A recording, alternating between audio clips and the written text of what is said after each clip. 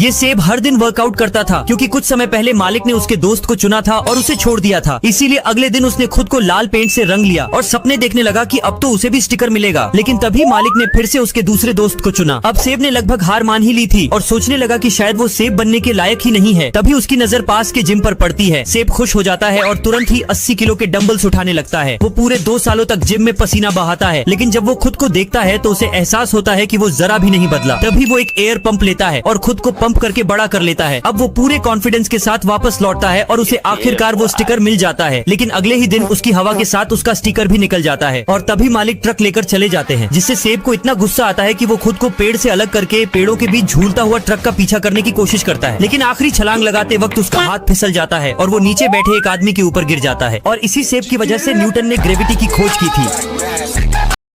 दादाजी, क्या आप मुझे 100 रुपए दे दोगे?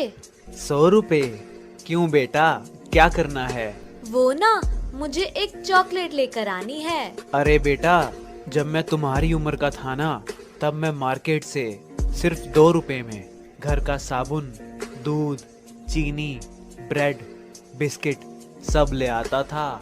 और तुम लोग देखो आजकल कितने पैसे बर्बाद करते हो। लेकिन दादाजी, एक बात बोलूं? हाँ बोलो बेटा। वो क्या है ना कि आजकल दुकानों में सीसीटीवी कैमरा लग गए हैं।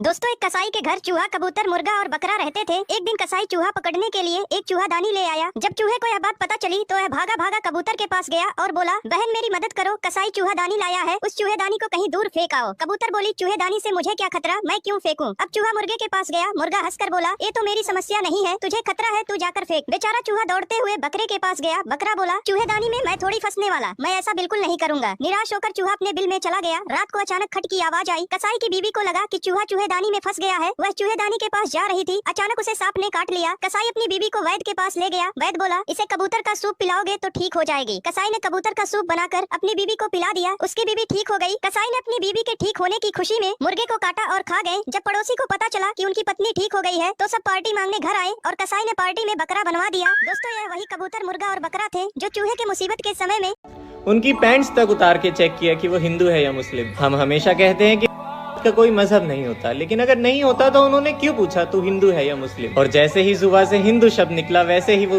में उतार दी। हमारा सबका सपना होता है एक ना एक बार कश्मीर की वादियों में घूमने का, और इसी सोच के साथ कश्मीर के पहलगांव में जो एक टूरिस्ट स्पॉट है, वहाँ हर दिन की तरह कई लोग आए थे। पर अचानक 2:30 बजे वहाँ काली खाकी कपड़े पहने कुछ लोग आते हैं और आम लोगों से पूछते हैं कि तुम्हारा धर्म क्या है, और जिनकी भी जुबान से हिंदू शब्द निकलता है वो हैं। और वहीं जब उनमें से एक पत्नी कहती है कि मेरे पति को तो मुझे क्यों छोड़ रहे हो, मुझे भी, तो वो कहते हैं कि नहीं, हम तुझे छोड़ रहे हैं, जा अपने मोदी को बता दियो कि हमने तेरे साथ क्या किया है। यहाँ तक कि वो उन सब से कहते हैं कि तुम लोग अपनी पैंट उतारो, हमें चेक करना है तुम हिंदू हो या मुस्लिम। वो कहते हैं कि हिंदू काफिर है और अल्लाह का फरमान है कि हर काफिर का।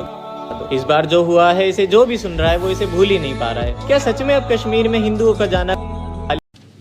ये बाप बेटे का रिश्ता ना दीदी ऐसा होता है, माँ तो बोल देती है ना कि लव यू, बाप बोलता नहीं है। नहीं बोलता, और माँ के लिए बहुत लिखा पढ़ा गया है, बाप के लिए कम लिखा गया है। मैं बाप के लिए 4 लाइन पढ़ता हूं। पिता रोटी है, कपड़ा है, मकान है, पिता नन्हे से परिंदे का बड़ा आसमान है। पिता रोटी है, कपड़ा है, मकान है, पिता नन्हे से परिंदे का बड़ा आसमान है। पिता है तो घर में प्रतिपल राग है, पिता से माँ की चूड़ी, बिंदी और सुहाग है। पिता है तो बच्चों के सारे सपने हैं, पिता है तो बाजार के सब खिलौने अपने हैं। रिजल्ट से एक रात पहले गोपाल ये सोचकर परेशान हो रहा था कि कल क्या होगा मेरा, मैं कहीं फेल तो नहीं हो जाऊंगा। और अगले दिन गोपाल अपने पापा के साथ घबराता हुआ अपनी 9th क्लास का रिजल्ट लेने जब स्कूल पहुंचा तो उसके सर बोले, देखो गोपाल, 2 नंबर की वजह से आपकी मैथ्स में बैक आई है। बस इतना सुनते ही गोपाल के पापा उस पर चिल्लाते हुए बोले, मैंने तुझे कितना समझाया था कि पढ़ ले, लेकिन तूने मेरी नहीं सुनी, अब देख हो गया ना फेल। अरे भाई साहब, आप गुस्सा क्यों कर रहे हो? गोपाल के सर ने समझाते हुए बोला, कंपार्टमेंट ही तो आई है, फेल थोड़ी ना हुआ है, और वैसे भी जब तक मैच चल रहा हो उसका रिजल्ट थोड़ी ना तय किया जा सकता है। सर की बातें सुनने के बाद गोपाल और उसके पापा दोनों का हौसला बढ़ गया, जिसके बाद गोपाल को उसके पापा ने एक और मौका दिया अपने आप को साबित करने का, जिसके बाद गोपाल ने मोबाइल, टीवी